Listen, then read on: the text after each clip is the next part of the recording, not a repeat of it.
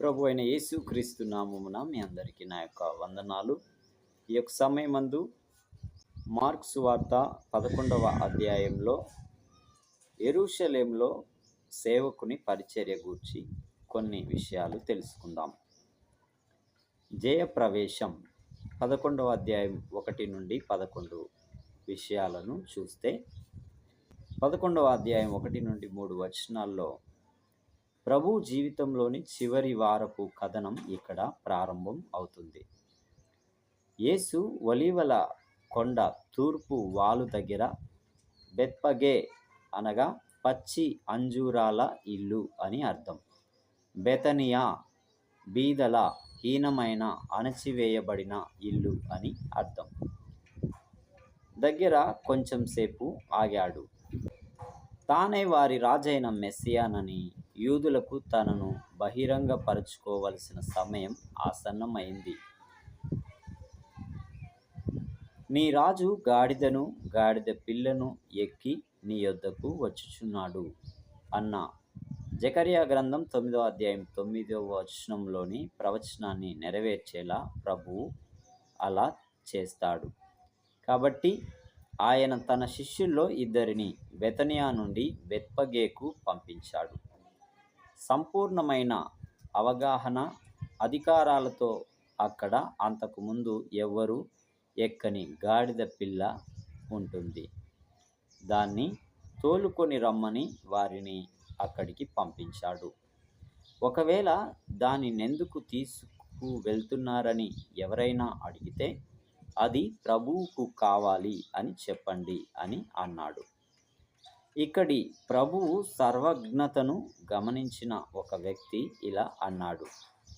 ఈయన ఆధునిక యుగానికి చెందిన క్రీస్తు కాడు. ఆయన చరిత్రకు పరలోకానికి సంబంధించిన క్రీస్తు. 11వ అధ్యాయం 4 నుండి 6 వచనాల్లో యేసు ముందుగా చెప్పినట్లే సమస్తము జరిగింది. వెళ్ళిన శిష్యులు గాడిద పిల్లను గ్రామం మొదట్లోనే ఒక వాకిట్లో కట్టి ఉంచడం చూశారు.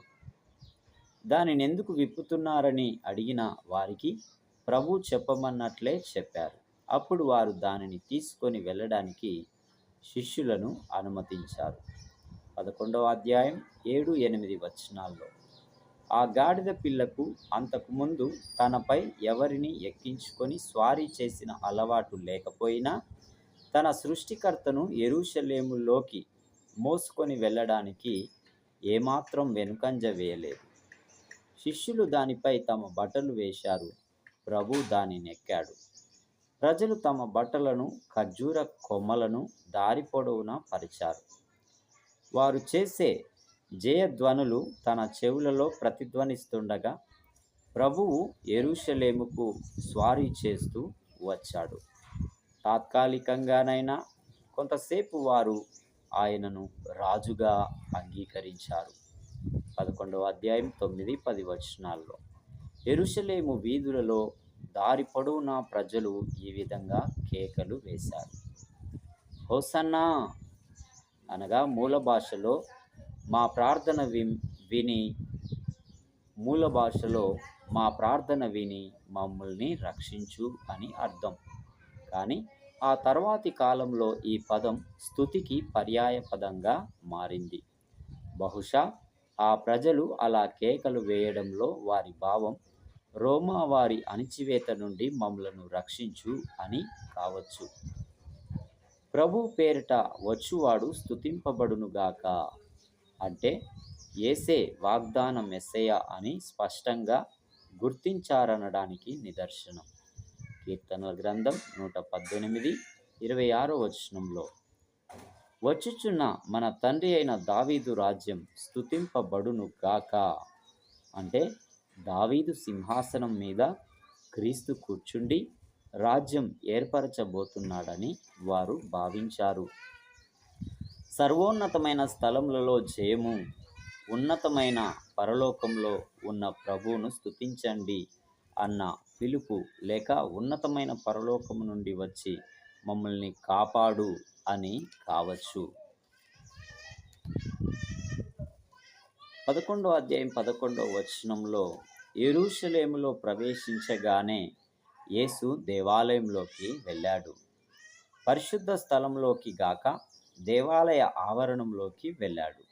అదంతా దేవుని నివాసమే.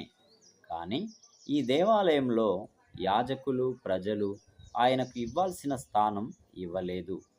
కాబట్టి ఆయనకు తన స్వంత ఇంటిలో ప్రవేశించిన అనుభూతి కలుగలేదు.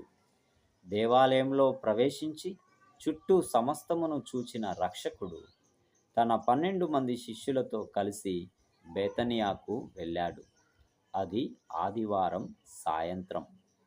మార్కు సువార్త 11వ అధ్యాయం 12 నుండి 14 వచనాల్లో పండ్లు లేని అంజూరపు చెట్టు గూర్చి రక్షకుడు ఇంతకు మునుపు యెరూషలేములో పొందిన కోలాహలంతో కూడిన స్వాగతానికి వివరణే ఈ సంఘటన.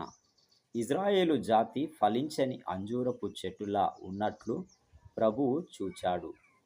పైకి కనిపించడానికి దాని ఆకులు ఉన్నాయి, కానీ ఫలాలు లేవు. హోసన్నా అన్న కేకలు త్వరలోనే రక్తదాహంతో నిండిన సిలువ వేయండి అనే కేకలుగా మారిపోతాయి. అది అంజూర పండ్ల కాలం కాదు అని స్పష్టంగా చెప్పి ఉన్నప్పటికీ ఫలాలు లేని ఆ చెట్టును ప్రభువు శపించడాన్ని అర్థం చేసుకోవడం కొంచెం కష్టమే. ఇది ఆయనను అసందర్భంగా, అన్యాయంగా కోపించే వ్యక్తిగా కనిపించేలా చేస్తుంది. కానీ అది నిజం కాదని మనకు తెలుసు. అయినా ఆసక్తి కలిగించే ఈ సందర్భాన్ని ఎలా వివరించగలం? అంజూరపు చెట్టుకు ఆకులు రాకముందే మనం భుజించగలిగే పండ్లు కాస్తాయి. అది తర్వాత రాబోయే అసలైన పంటకు ముంగుర్తు. దానినే ఇక్కడ అంజూరపు పండ్ల కాలం అని పిలిచారు. తొలికాలపు పండ్లు కనిపించకపోతే అది ఆ తరువాత రావాల్సిన అసలైన పంట రాదనేదానికి సూచన. యేసు ఇజ్రాయేలు రాజ్యం కోసం వచ్చినప్పుడు మేము ఇజ్రాయేలీయులమని పైకి చెప్పుకోవడానికి కన్నట్లు వారికి ఆకులున్నాయి, కానీ దేవునికి కావలసిన ఫలం వారిలో లేదు. వారిలో నెరవేర్పుకు రాని వాగ్దానం, వాస్తవంలో కనిపించని ప్రకటన మాత్రమే కనిపిస్తున్నాయి.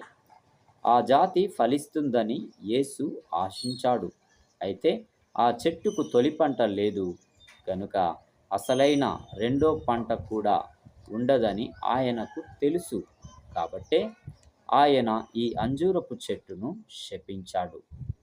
ఇది క్రీస్తు శకం 70లో ఇజ్రాయేలు మీదికి రాబోయే శిక్షకు ముంగుర్తుగా ఉంది.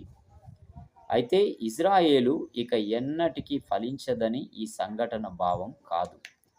యూదా ప్రజలను తాత్కాలికంగా ప్రక్కకు పెట్టడం జరిగింది, కానీ క్రీస్తు పరిపాలించడానికి తిరిగి వచ్చినప్పుడు ఆ జాతి మారుమనసు పొంది తిరిగి దేవుని ప్రేమకు పాత్రురాలిగా అవుతుంది.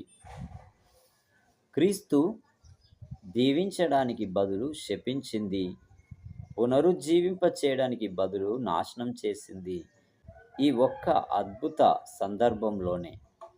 ఇది ఆయనపై ఆరోపణలకు దారితీసింది. అయితే అది సహేతుకమైనది కాదు. ఎందుకంటే ఒక ముఖ్యమైన ఆత్మీయ పాఠం బోధించి నిత్యనాశనం నుండి మానవులను కాపాడటం కోసం చలనం లేని వస్తువును నాశనం చేసే హక్కు సర్వాధికారి అయిన సృష్టికర్తకు ఉంది. ఈ భాగం ప్రాథమికంగా ఇజ్రాయేలు జాతికి చెందినదైన మాటలు కొండంత, చేతలు గోరంత అన్నట్లు ప్రవర్తించే అన్ని యుగాల ప్రజలకు ఇది అన్వయిస్తుంది.